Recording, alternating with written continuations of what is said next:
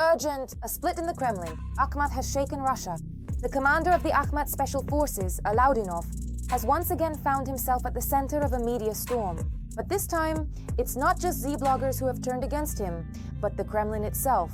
What secret grievances have built up against the Chechen general, and what is really hidden behind this behind-the-scenes battle? Intrigue, clans, and the collapse of unity. Watch for all the details. A new surge of internal tension in the Russian information space. This time, at the center of the story are the commander of the Chechen Special Unit Akhmat, Alaudinov, and an unexpectedly broad circle of Z-bloggers who until recently were considered unquestionable allies of the system. So what's going on? I was a bit busy. I didn't even see that someone was supposedly addressing me, asking me questions, but people don't understand that they don't have what it takes to question me. We'll make them wise up. And those devils, all of them will burn in hell. The conflict began with a rather simple question. Blogger Oksana Kebeleva asked why Alaudinov's information about the investigation into the deaths of the fighters with the call signs Ernest and Goodwin does not match the data that was previously reported. So the post from which the fighting started this time. It was published by the Tavatniki Security, and they wrote the following.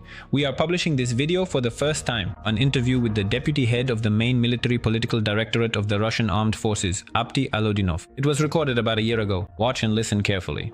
The commission investigating the deaths of the Bopolwashniks Ernest and Goodwin during the meat assault was formed by Defense Minister Belousov, directly under the supervision of Goromikin and Gerasimov. In other words, the investigation was conducted at the very highest level. In a different situation, such a question would have gone unnoticed, but this time the response was harsh.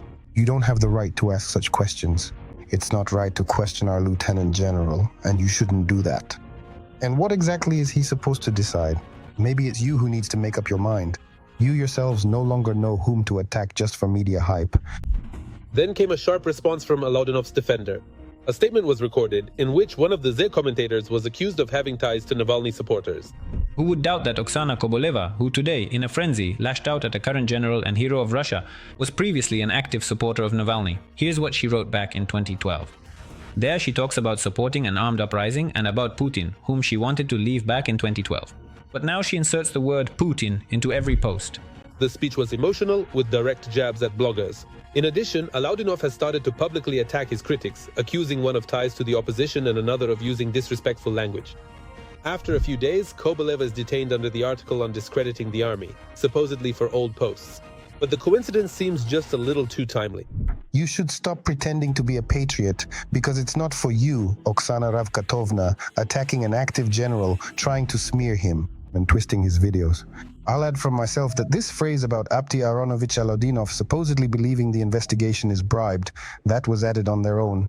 There is no such phrase in the video, never was and never could be. So this is just another attack and media hype for which you could be charged with slander and discreditation. The spiders in the jar are starting to devour each other. Obviously, some are on Alaudinov's side, while others are demanding explanations. But the main thing is becoming clear to everyone. This conflict is more than just an argument on social media. This is a struggle for control over who today has the right to speak out loud, even within the loyalist space. I saw on Ukranuta, for some reason, a completely unnecessary and absolutely wrong attack on Apti Aronovich, and it really upset me. This is a big mistake. In turn, some major channels began demanding explanations from Alaudinov and his press office. In response, anonymous leaks appeared claiming that bloggers are working for foreign interests and fueling conflict around the so-called special operation. The scandal around Alaudinov is not an isolated incident, but a symptom of how quickly the rules change in the system and how easily those who were insiders yesterday can find themselves on the edge today. The front is torn apart. Putin is in a state of shock. The AFU have achieved the impossible. The Russian army is falling apart at the seams. The front line has turned into a death zone for the occupiers. Sensational! 3 enemy columns have been destroyed at once. These images have shocked the entire world. Take a look. Russian assaults have become even more massive and ruthless, above all for the Russians themselves. So, in just 3 days, the AFU have already destroyed a 3rd enemy column that was advancing to attack Ukrainian positions. It was reported the day before that the defense forces destroyed a concentration of manpower from the 51st Russian Army near Pokrovsk. The incident occurred in the settlement of Zatoshok Donetsk region. As reported by the Special Operations Forces in their Telegram channel, at the moment the drone was used, enemy personnel from 2 brigades were concentrated in the building, tasked with encircling the Pokrovsk-Mirnorad agglomeration from the north. At the same time, analysts highlight other successes of the defense forces in this direction as well. Another settlement is Krasny Lyman and Rodinsky. As far as I know, Rodinsky is, practically completely cleared of enemy presence. In addition, fighting is taking place in the area of Kotlin and Pershitrevnia, 1st of May. There is also rather alarming information regarding the settlement of Rivne. It is located right between Pokrovsk and Mirnohrad. There the enemy tried to break through our defensive lines. This attack was repelled. Speaking about the situation in Pokrovsk itself, experts note that, as before, the occupiers are aiming to cut off the logistics of the AFU. However, as before, they have not succeeded in doing so. At the same time, both President Zelensky and Commander-in-Chief Syrskyi are openly commenting on the situation. Yes, the enemy has entered the city. Yes, the enemy is trying to attack the central part and the northern part of the city. However, we are saying that, first and foremost, the most important thing is that the defensive operation, the defense by our units in Pokrovsk, is ongoing. Today, all sorts of scenarios are being drawn up about how this battle might end. We won't be discussing them today, not because we don't know or don't want to. We understand perfectly well that the commanders on the ground and those above them are working through various scenarios, even the most negative developments of the situation. However, experts believe that it is still far too early to talk about negative scenarios. Moreover, our general staff, when describing the situation in Pokrovsk, notes that the situation has been partially stabilized, and in some areas, there have even been successes. When talking about the actions of the 425th Separate Assault Battalion, Syrskyi apparently refers to another raid by the regiment's assault troops, which was shown in a video that was published by the General Staff of the Armed Forces of Ukraine.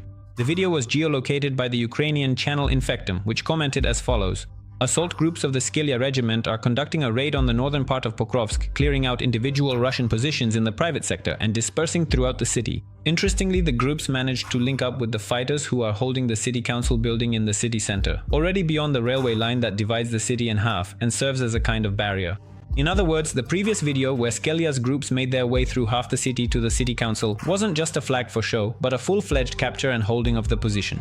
So, despite all the statements from the Russian command claiming that Russia confidently controls Pokrovsk, Ukrainian fighters are not only able to enter the city council building in the southern part of the city and wave a flag, but also to set up a full-fledged strongpoint there. This also applies to the recent triumphant advance of a Russian column into the city from the Donetsk direction. In fact, here is that very column known to everyone, which has already been dubbed the Mad Max column after the famous film.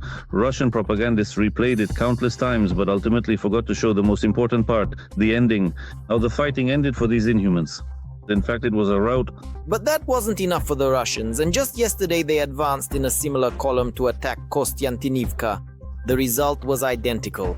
The Russians are trying to impose a chaotic tactic of assault raids, hiding behind the weather conditions as their last shield. But now, even the fog is not always an ally, sometimes it's a trap. The Ukrainian armed forces use, among other things, thermal imaging and optical surveillance equipment, drones with artificial intelligence, and rapid coordination between reconnaissance and firepower. That's why those who head into the fog are in reality walking toward their own doom. The Ukrainian army demonstrates not only technological superiority, but also operational maturity. 2 columns, 2 attempts at a surprise offensive, and both times Russia loses everything: equipment, infantry, and the ability to maneuver. While repelling massive attacks on Pokrovsk, the Ukrainian armed forces are also keeping an eye on another important point on the war map: Kupiansk. It is precisely there that Russia is applying pressure to tie down our reserves in the Kharkiv region and prevent their redeployment to the Donbass. However, the Russians are not achieving their desired results there. At present, our defense forces are systematically and methodically clearing those areas around Kupiansk where the enemy had infiltrated over a fairly long period of time.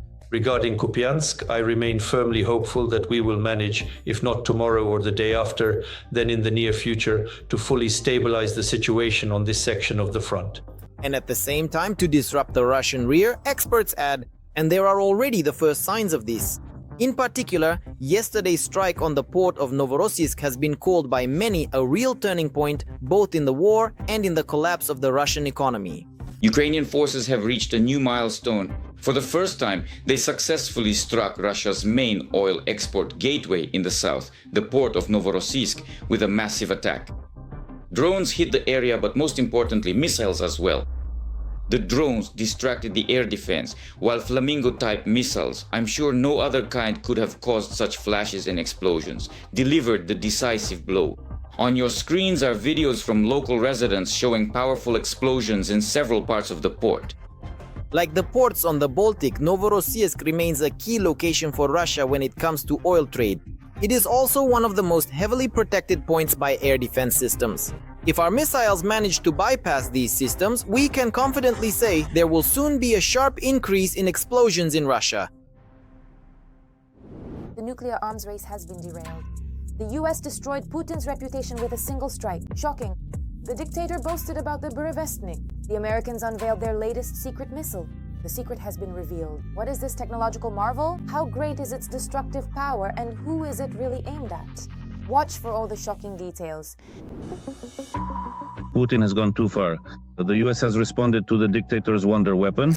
I really doubt I can actually add anything new here, to be honest. That's for sure. You've already added everything you could.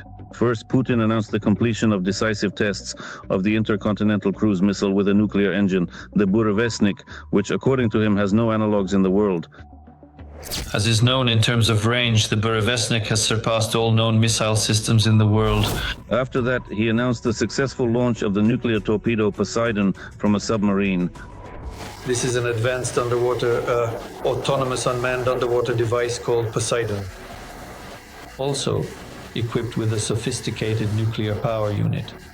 For the very first time, we managed not only to successfully launch it from the carrier submarine using the booster engine, but also to start up to activate the nuclear power unit. But all the attempts at intimidation turned out to be in vain, and now Putin should think carefully about what tall tales to tell next time. After all, Washington has now given a clear response by showing the world its latest nuclear weapon.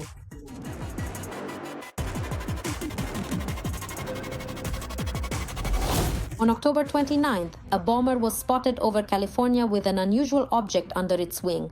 It was the latest nuclear missile, developed as part of a secret program to modernize the US nuclear arsenal.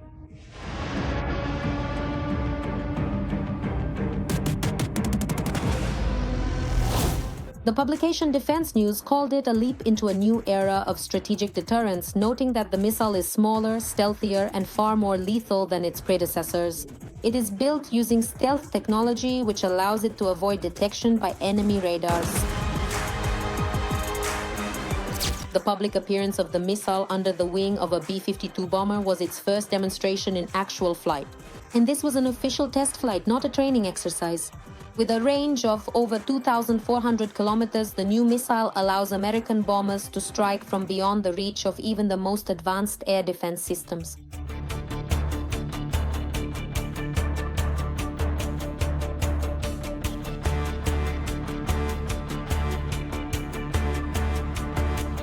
Let us recall that at the end of October, US President Donald Trump ordered the Pentagon to immediately begin testing nuclear weapons after Putin flaunted the capabilities of the Burevestnik in front of everyone.